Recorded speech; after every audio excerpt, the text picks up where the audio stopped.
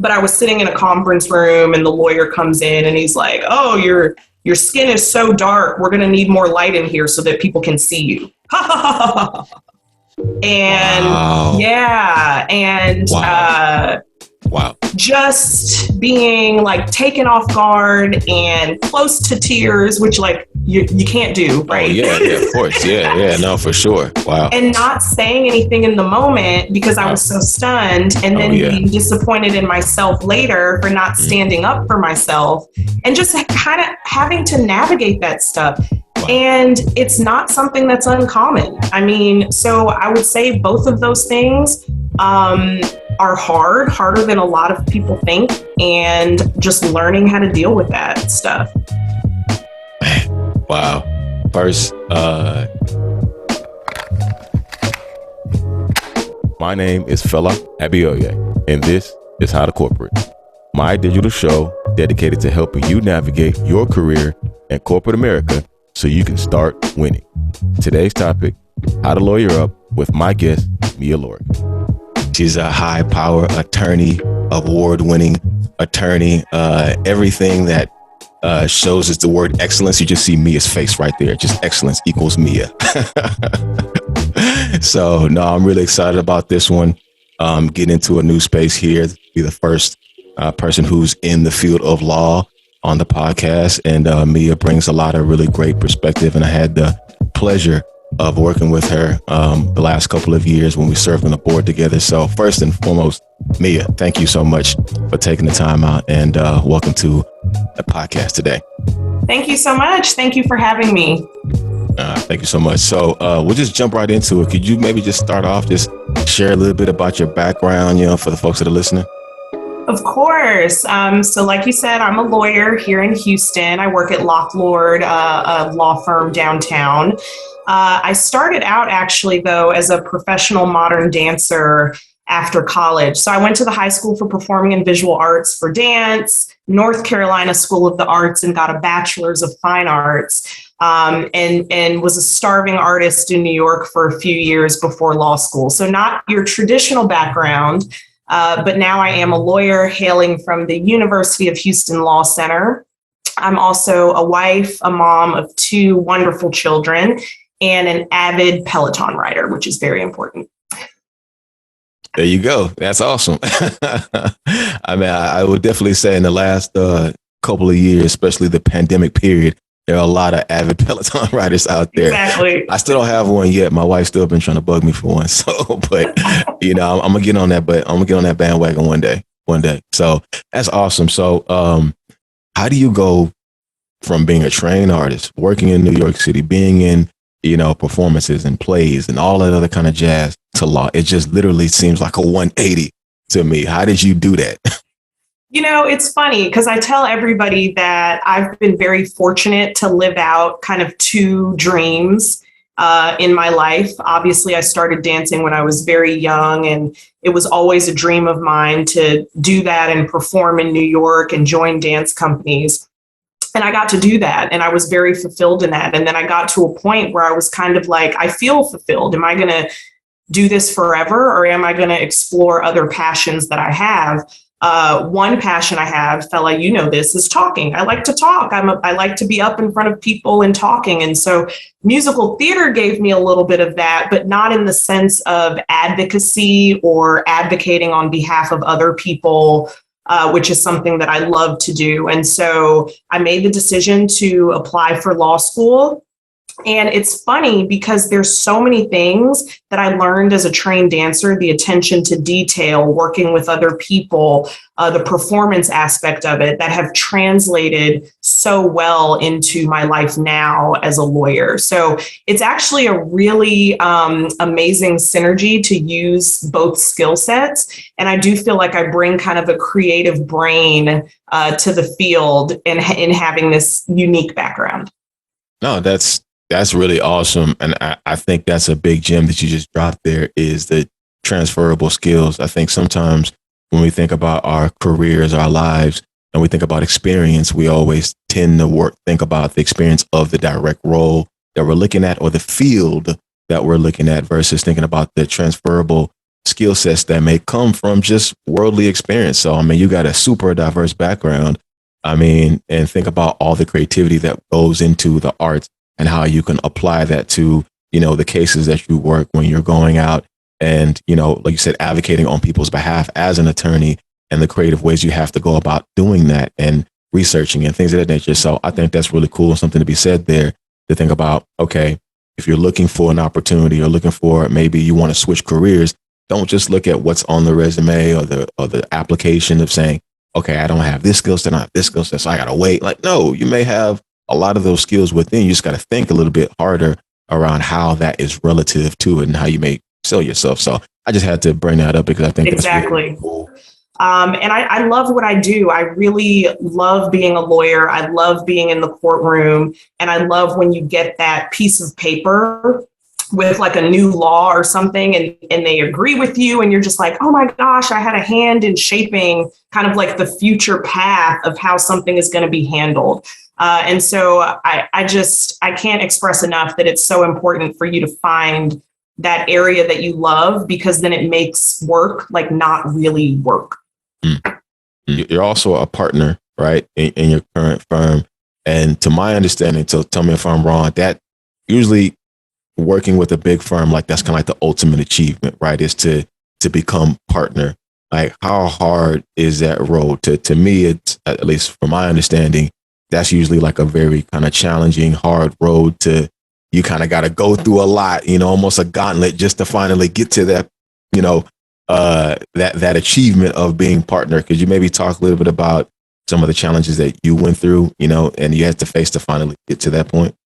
Absolutely. Yes, I'm a partner and I worked hard to get here. Okay. Let them know.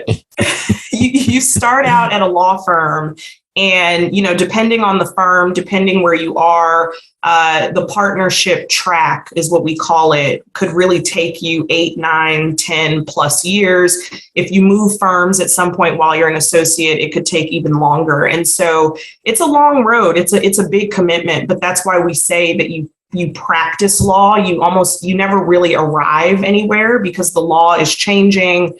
You're always growing. And so it really does take a lot of work. It takes honing in on your craft. It takes a mastery of your skill set, building a client base that, you know, you have a relationship with, they're loyal to you, that whole thing.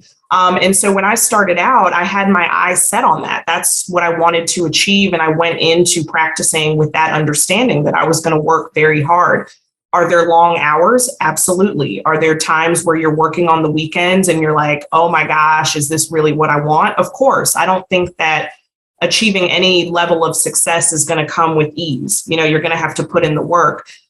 Challenges that I faced, you know, I'm a Black woman. That is not typically what you see in the legal community. But with that being said, I think that I got over kind of a victim mentality of, oh my gosh, I'm the only one. And I tried to use it to my advantage. Okay, I'm the only one. So that means I can stand out in a good way.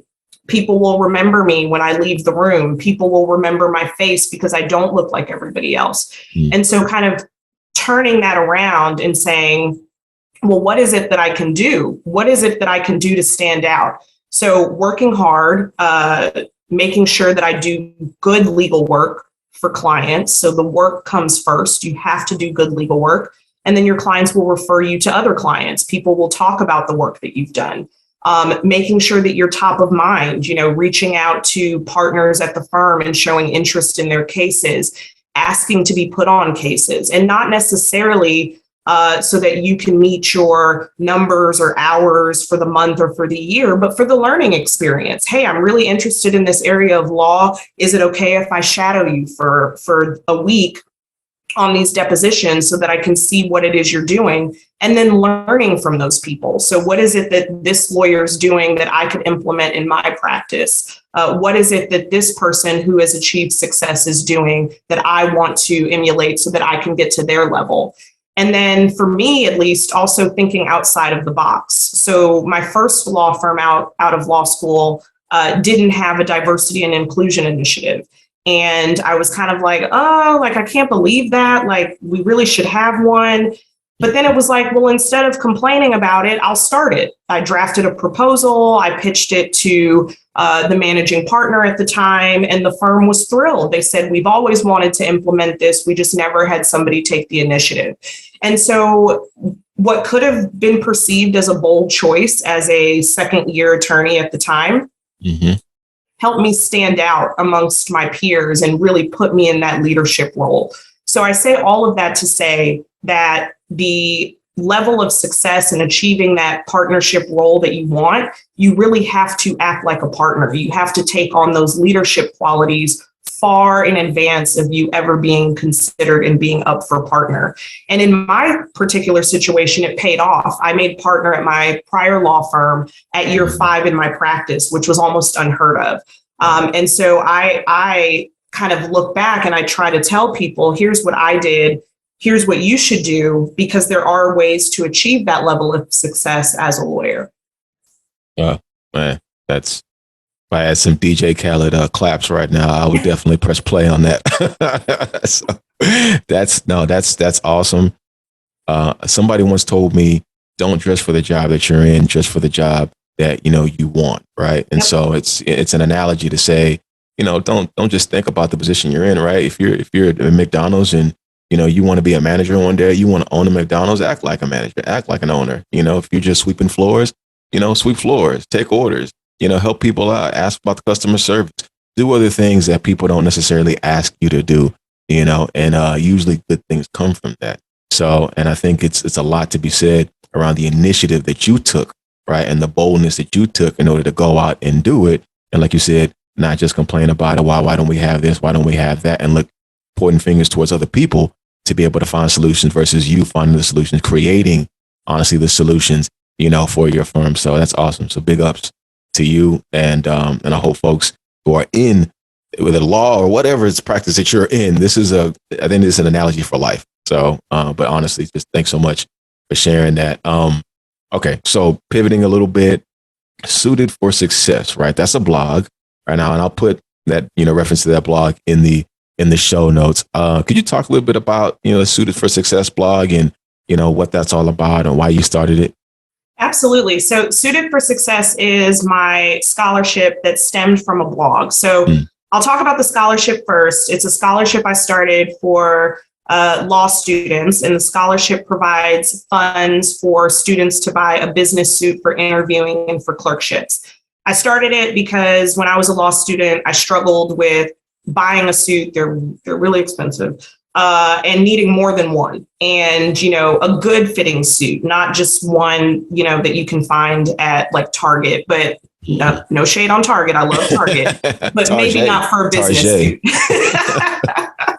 And so I started the scholarship for that reason. And I'm happy to say that last year, 11 students received that scholarship. And this started with like me self-funding it. One student got it the first year, and now it's grown. People have donated. It's at 3 law schools in Texas. So I'm so proud of that and hope that it continues to grow. My blog, Sharply Suited, is a blog that I started in 2016. And it's a blog for women professionals. So lawyers, corporate America, aspiring women professionals. And it started because I was hearing a lot of stuff in the office setting, just about, what your resume should look like, what you should include on your LinkedIn profile, how you should shake somebody's hand, just different things like that I feel like nobody tells women. And so I was like, what if I just take everything I'm hearing at these office lunches or conference rooms and kind of distill them down into a couple of paragraphs and disseminate the information. So I started doing that. I just love writing. And so it kind of came naturally. And I like to keep the blog posts just really short, kind of here's the information. And it's crazy because it starts such a conversation and a dialogue amongst women. One of my blog posts is like the wet noodle handshake. And we started talking about how a lot of women will shake hands and it's very dainty and like, oh, and we had a talk about, no, you have to assert yourself. You have to have that strong handshake to be taken seriously in corporate America. So that's my blog. I'm obviously super passionate about it. So thanks for asking. Yeah, no, that's awesome. That's beautiful. Again, big congratulations for the scholarship. That's really awesome. The fact that you're continuing to give back and reach backwards for all the folks that clearly have helped pave the way for you and while you're trying to pave the way for others. So that's really cool. And I think it's very unique. Honestly, the same reason why you started that blog is the same inspiration for me, right? Of why I'm doing what I'm doing here with this podcast. So, but that's, like you said, it's the stuff that people don't talk about. No one says anything about, but but people still walk away with an impression about you, that they may not say anything about it. So, no, that's awesome.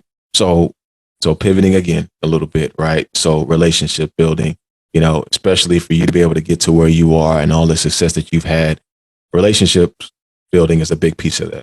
What's your philosophy when it comes to relationship building, either inside work, outside of work? Like, what's your thoughts around that? The entire business world is about relationships, legal or not. It's about who you know, your reputation, being visible to people, meeting people, and not just in a superficial way. So I feel like, I love LinkedIn. I love it probably more than like Instagram, Facebook, TikTok, all of that. Mm-hmm. And it's not just about finding random people on LinkedIn and hitting connect and like, oh, I got to get my connections up and look at how many connections I have. Mm-hmm. It's really about relationships and making a meaningful connection. And so I find the best way to do that is, connect on LinkedIn, but then maybe send them a personal note about something. Or if you see that they're in a certain field and you come across something, you send them that, or you ask them to go to coffee or lunch to have a more meaningful connection. Being visible. So it's not enough that you just go to work and sit at your desk from 9 to 5 or 9 to 6 or whatever, and then go home and you're like, okay, well, I'm clearly working hard, so that's going to pay off. You have to do that, but you also have to make sure that if whatever field you're in, are you attending conferences in that arena? Are you going to different social events? Are you active in the community? Different things like that. And it's not coming from a place of, oh, I have to meet these people because they're going to help me in the future. There's a mutual benefit to that relationship. You never know how you can help somebody. You never know how they can help you.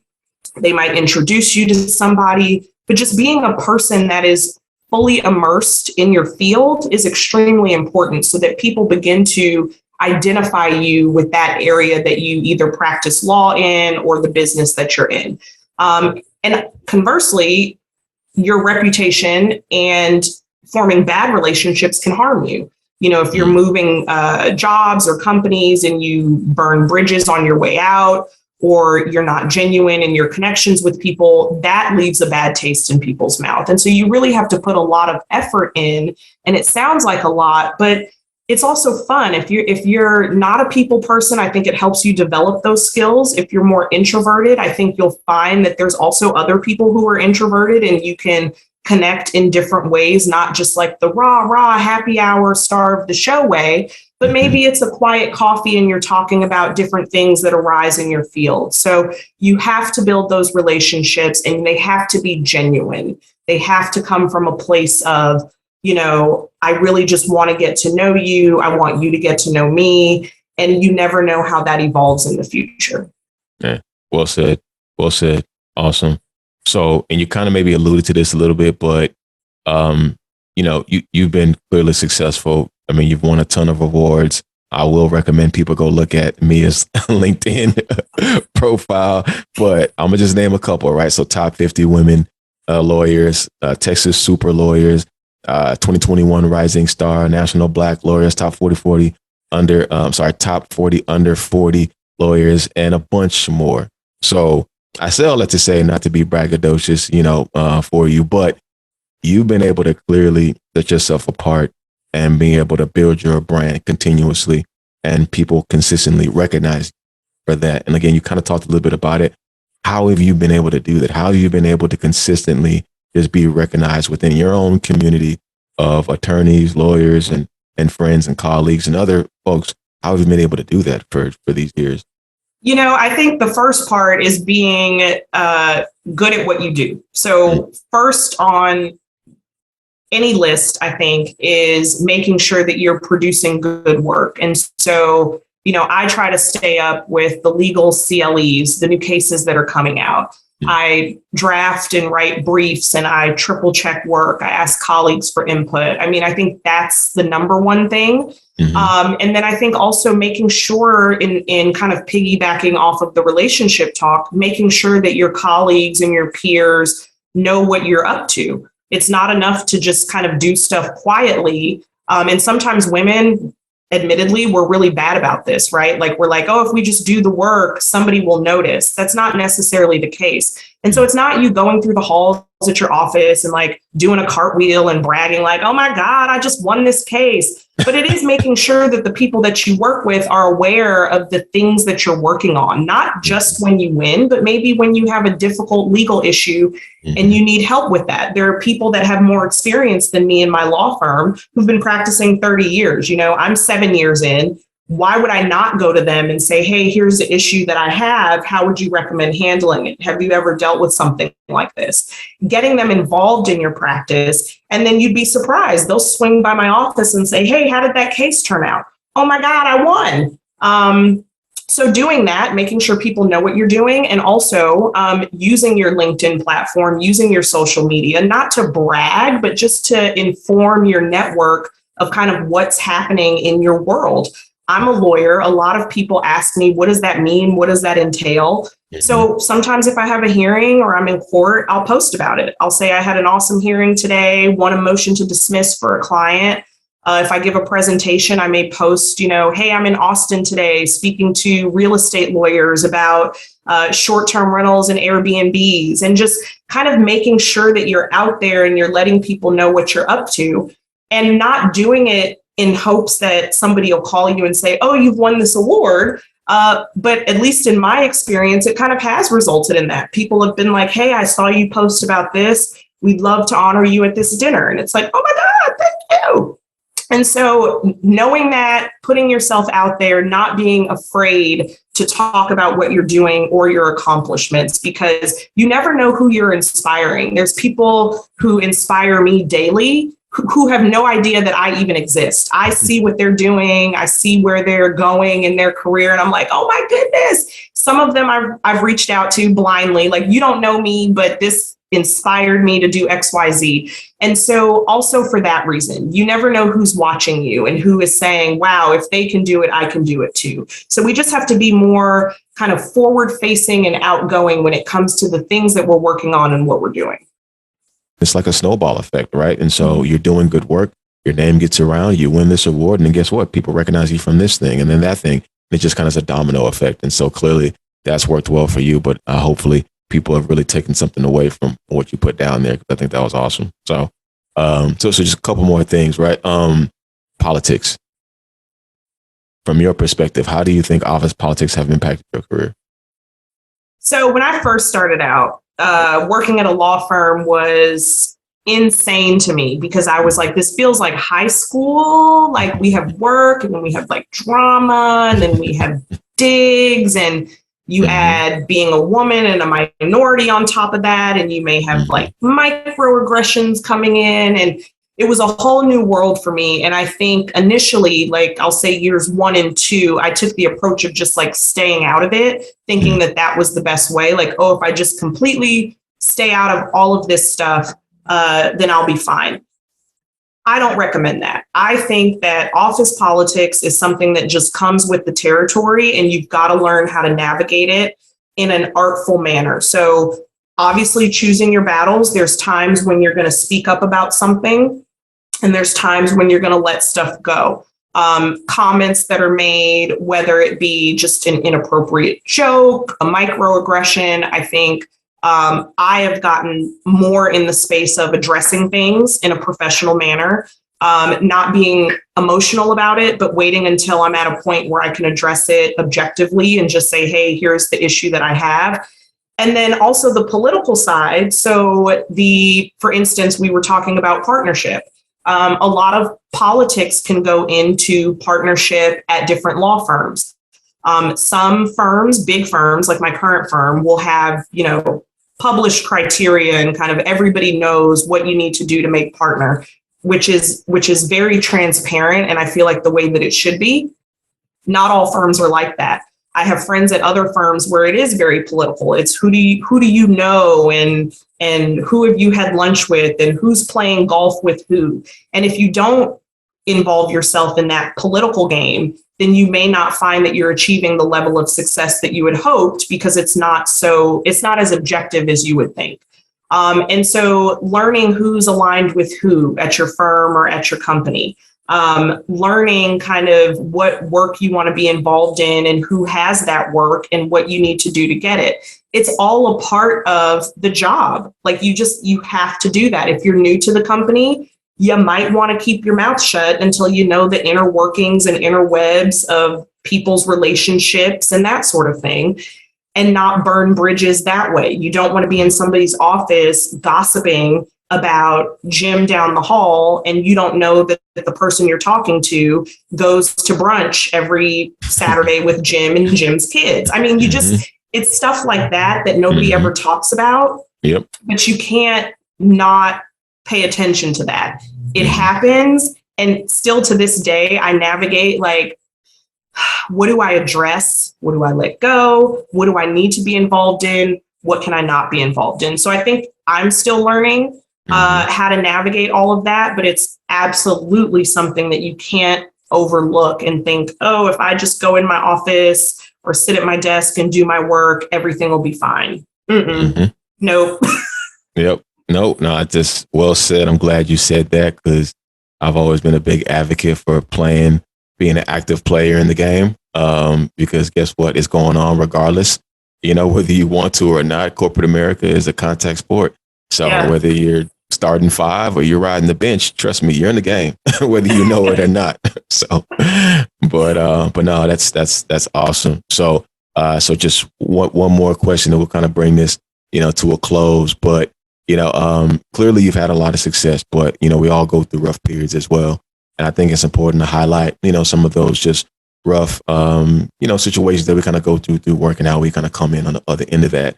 But for you, as you think about some of the things you've gone through, could you maybe think about a time period in which you had a rough period at work or throughout your career, and how you were able to kind of overcome that? Yeah, I can actually think of two, if that's okay. Yeah, please. So the first one, by far the hardest, was when I was pregnant with my daughter, who's 5 now, Scotland. And when I was pregnant, this was at my prior firm, I went to the HR department and I was like, okay, so, can you give me the info on maternity leave and all that stuff so I can kind of like plan? And she said, we don't have maternity leave. And I was like, huh? Like, what are you talking about? She's like, yeah, we don't have maternity leave. She's like, you can take, FMLA or unpaid leave. But other than that, like, there's nothing. And obviously, if you're doing family planning, you're like, unpaid. I need my paycheck, and all. Yeah. Right. Yeah. Yeah. So it was rough navigating that, because I was shocked, angry, and just, I didn't really know how to deal with that. And so I ended up kind of literally working from home for 6 weeks, with a newborn. And then when I came back, instead of just sitting there and saying like, this is horrible, I really pushed to implement a maternity leave policy and got one pushed through. But it was rough. I went up against a lot of people in doing that. I think it all turned out okay in the end, but in the time, it felt like everybody was looking at me like, why are you arguing for this? Like, you just need to go do your legal work, and you've already had your baby, and why is this important? So that was rough. And then I'll also say kind of figuring out how to deal with what I'll call inappropriate racial jokes or microaggressions at work. I was never fully prepared for that. I don't think there's any training for that. I think that it can be a very emotional thing to go through. But I did kind of work near an attorney that would kind of repeatedly make jokes that were inappropriate or just things like that. And I never really knew how to navigate that. And I didn't speak up for a while. in fear of being like labeled, like it would blow back on me and I would be labeled as like, oh, she's being super sensitive. Like it's just a bunch of guys joking. Like, what are you talking about? And so that was rough, just kind of not having an outlet or anybody that I could talk to at work about that. And then trying to figure out how to have that conversation about, you're crossing the line. This is inappropriate. And just to give you an example of some of the things that were said, because I do think it's important to put that out there. But I was sitting in a conference room and the lawyer comes in and he's like, oh, your skin is so dark. We're going to need more light in here so that people can see you. And wow. Yeah. And wow. Just being like taken off guard and close to tears, which like you can't do, right? Oh, yeah, of course. Yeah, no, for sure. Wow. And not saying anything in the moment because I was so stunned, and then being disappointed in myself later for not standing up for myself, and just kind of having to navigate that stuff. Wow. And it's not something that's uncommon. I mean, so I would say both of those things are harder than a lot of people think, and just learning how to deal with that stuff. Wow. First, thank you for being so candid and honestly just sharing that, because that's the whole purpose of this platform, is to get that real conversations, that these are the kind of things that happen. And I think people think that, we're in such a progressive society, these are the kind of things that don't happen anymore. It's like, nope. Still does. Nope. It does. But because it happens to, unfortunately, a minority class of people, usually in whatever segment it is, it doesn't typically get bubbled up, and it's the kind of thing that we learn to just deal with, sometimes come to expect, and sometimes even are taught like, hey, look, this is how it's going to be when you go into X setting. This is, expect to have this kind of, and that's super unfortunate. And just honestly ridiculous when you really think about that type of behavior. So that's wow, that's unfortunate, but it's something to be said about the importance of being able to stand for your worth. Being able to stand up for yourself in situations like those, and like you said, right? Because if you were to got super emotional right then and there, and burst out into tears, okay, then what's the other conversation? Like, oh, there's some gender slur or whatever, right? That's probably thrown behind your back around that. Oh, she's soft, or et cetera, et cetera. So it's like, you're damned if you do, you're damned if you don't. It's like, it's like, come on, man, So, but again, I think that's real. That, so these are the kind of, political office politics, working with people, things that one has to deal with, and we all have to figure out different ways to navigate it, So, yeah. And I would add, now, the way I handle that is, I think, one, obviously pick and choose your battles. If it's a comment that's inappropriate and it's like somebody that's like, doesn't really, you may not address everything. And that can be exhausting too. But now what I do is I give it a little bit of time, not a ton, but a little bit, so that I'm not emotional. And I kind of think through, just as if I were preparing for some court appearance or argument, I think through like, what is it that bothered me about the comment or the joke? Or whatever it is that happened, and what points do I want to address with this person? And I just address it head on, like, go to the person's office. I think conversations like that are better had in person, but talk to the person directly. Hey, can we go to lunch? I wanted to talk to you about something. And you bring it up and you address it and you say why you had a problem with it, understanding that the person may get where you're coming from and apologize, and they may not. They may say something more offensive, but that's how I address it now. I know that some people feel like, hey, I'm never going to do that because I don't want, that to happen in an office setting. But I'm just at the point where if we have to have an uncomfortable conversation, I'm going to have it, because I'm doing a disservice to everybody coming up behind me if I don't take on that battle for them. 100%. Thank you so much for saying that, because I think that's a really important piece. I think something that's been going around for a while now, and it's a lot of different workplaces, is things called courageous conversations. I like to sometimes deem them as uncomfortable conversations, depending on if you're on the receiving end of that. So, but that's but that's real though, that's something that has to be addressed, has to be said. But one has to be able to recognize, right? You took the moment, you have to take a step back to say, okay, how do I want to address this? Be methodical about it, right? And then boom, meet it head on. And so, but the reaction and the expectations, you can't control that piece of it. And I think sometimes when we know we're going to decide to address it, we have to keep that in mind too. You can't control how the person's going to react. Maybe they'll be apologetic, maybe not. Maybe not. And so but you just have to know that, hey, look, I'm more at peace with my own self because I know I've said something about it. So, but no, I really appreciate you for bringing that up, because I think that's a big piece of it. When we talk about, we see people's titles, we see the success people are having, but we don't always know that person's journey. We don't know all the things they had to go through, the gauntlet that they had to go through, and it's not all just, all right, I just worked hard and this is, I pulled myself up from my bootstraps and that's how I got here. Like, no. I hate that. Like, no, you didn't. No, man. It's so much more. It's so many more elements that go into this. But I would love to continue this conversation, but I know we got to cut it short. But I really appreciate you, Mia. This was awesome. This was beautiful. So just a couple of things real quick. So for anybody that's watching that may want to go down a similar path that you've gone down, and or may want to get into law, like maybe 1-2 recommendations that you would have for them? Absolutely. I feel like I'm going to beat a dead horse, but work hard. That's number one. And then find those people that are doing what you want to do, that are kind of working in that space or the field or the area of law that you want to practice. And you can find information about people now like that. Read their bio, look at their LinkedIn profile. Where did they go to school? What did they major in? What kind of internships were they doing? What judges did they work for? Look at stuff like that and kind of do your research and gather that information. And that will kind of help form the path that you may need to be on.